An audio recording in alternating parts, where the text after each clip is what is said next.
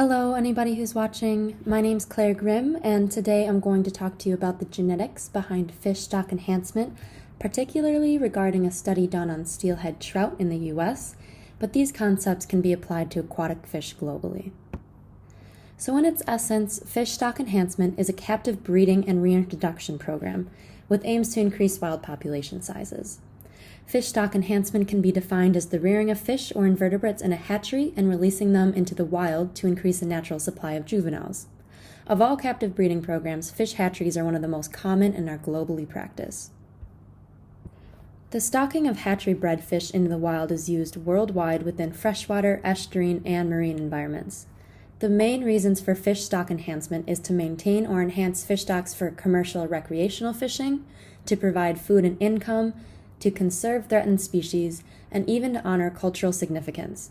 There are a large number of marine, andromynous, and freshwater species of fish and shellfish that have been targets of stock enhancement by artificial stocking. It's mainly as a result of adverse effects from anthropogenic activities. So the aims of this report is to assess whether fish hatchery stocking is a help or a harm to wild fish populations, and if appropriate genetic management is being used. So despite the large number of fish stock enhancement programs, there remains a distinct lack of appropriate and effective monitoring of individuals released into the wild.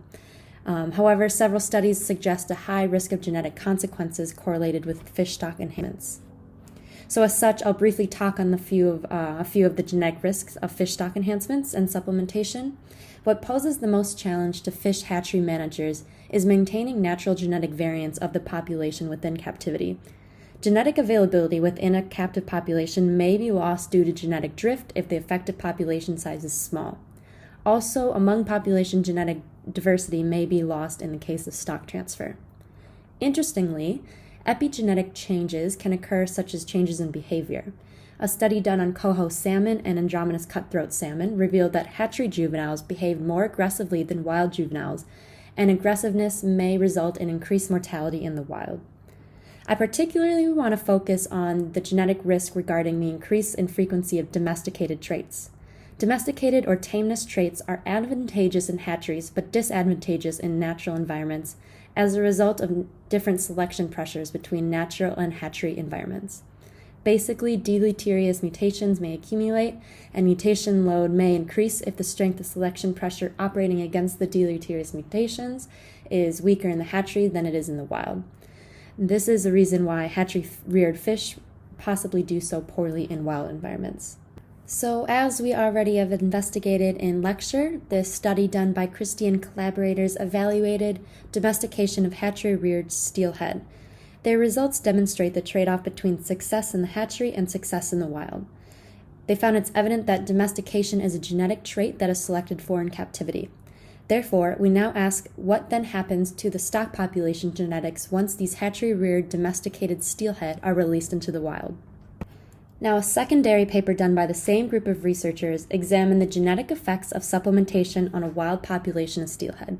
They recognized the trade-off in reproductive success between captive and wild-born individuals and describe how that can lead to what is called the Riemann-Lerche effect. This effect is an increase in inbreeding and a reduction in total effective population size in a combined captive wild population. In a classic paper, Riemann and Lerche were the first to explain how selective enhancement of a proportion of wild gene pool can reduce effective population size, leading to an increased rates of genetic drift and more rapid loss of genetic diversity, thereby limiting evolutionary potential. It can be thought of as kind of an artificial bottleneck, because a large fraction of all the genes that pass through one generation must be funneled through the few captive breeders that are selected for a fish hatchery.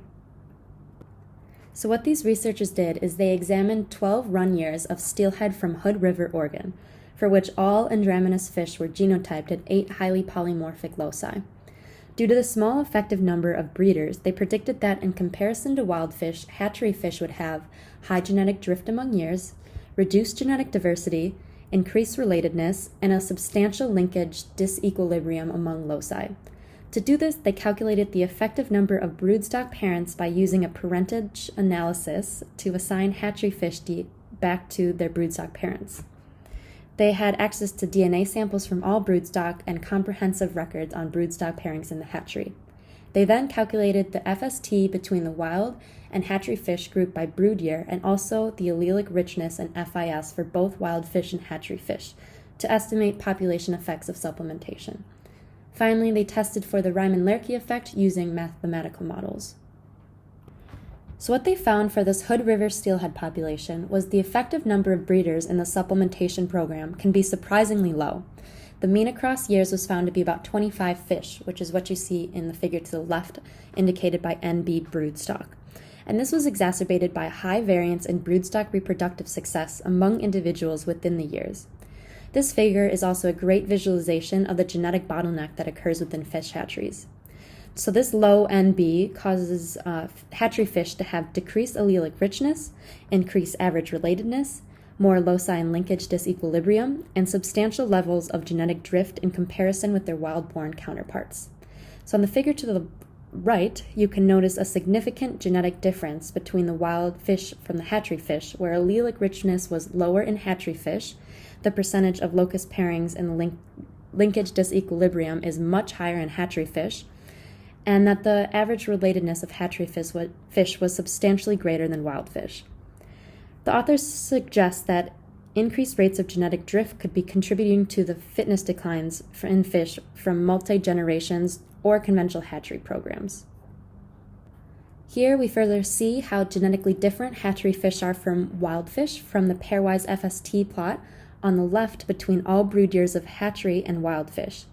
Notice the point estimates for the FST between hatchery fish brood years are an order of magnitude greater than between wild fish brood years, indicating the low hatchery NB are sharing less genetic diversity than the wild fish. Lastly, through mathematical models, they also documented a substantial Riemann-Lerche effect in 10 out of 11 brood years. The figure on the right is an illustration of this effect in the population. The y-axis, or the ordinate, is basically the calculation for the magnitude of the Riemann-Lerche effect, with the smaller values equaling a stronger effect. On the x-axis, you have relative reproductive success. The top graph is the NB means from all the years, and the bottom is using the NB mean across all years. What this graph is effectively saying is that the higher the reproductive success, the higher magnitude of the Riemann-Lerche effect.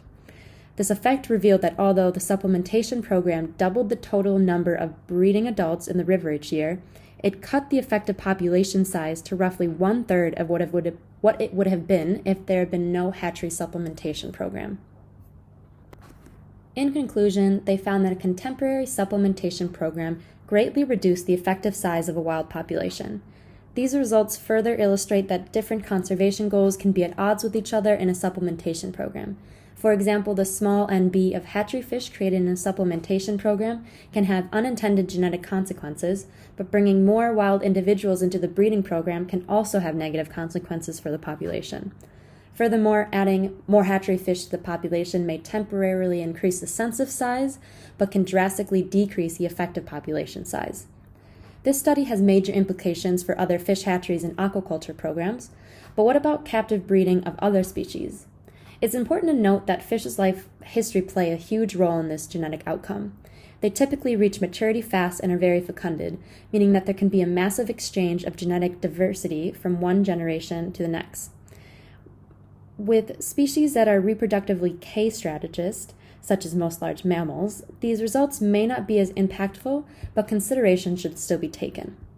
These results hold significant importance because of how widespread fisheries enhancements and supplementation is. Even though the Riemann-Lerche effect was pointed out over 20 years ago, the problems associated with inundating a wild population with the offspring of a handful of founders has been largely ignored in current practice. Not enough genetic caution has been taken, particularly with the stocking of sport fish. So the best way to minimize genetic adaptation to captivity is to minimize the number of generations within captivity. However, as we've seen with Christine Collaborator's first paper, genetic adaptation to captivity can occur within a single generation, particularly in fish. The authors here suggest several additional management practices that might be considered. So supplementation programs create two large bottlenecks, each corresponding to a reduction in the number of breeders. The first bottleneck occurs simply by choosing a limited number of individuals for broodstock. The second bottleneck is created by the large variance in the reproductive success among those hatchery broodstocks. Therefore, deliberately equalizing the variance in reproductive success among broodstock could help increase the genetic diversity of hatchery fish without taking more breeders from the wild, meaning trying to equalize the number of offspring between hatchery and wild breeder. Equalizing the family sizes should also reduce the rate of domestication. Another practice that might mitigate the Rhine-Lerche effect would be to spread the contribution of a single brood year over multiple release years. For example, it might be beneficial to exclude the first year of returning hatchery fish onto the spawning grounds, and there might be merit in allowing a proportion of hatchery steelhead taking 2 years to smolt in the hatchery rather than 1. Another way to reduce adaptation to captivity is by artificially fragmenting populations. Fragmentation of populations with occasional exchanges of individuals will reduce adaptation to captivity, but retain more overall genetic diversity and maintain higher fitness than a single large population. However, the several small populations must be pooled before reintroduction into the wild to ensure high allelic diversity of released captive individuals. So in conclusion, it's recommended that these fish hatchery programs that release large number of captive-born individuals into the wild be rigorously monitored, and that there should be more consideration given to balancing the competing goals of increasing the census size of the population while minimizing domestication and preventing the wild population's genetic diversity. Thanks for listening, and I hope you all learned something. And here are my references.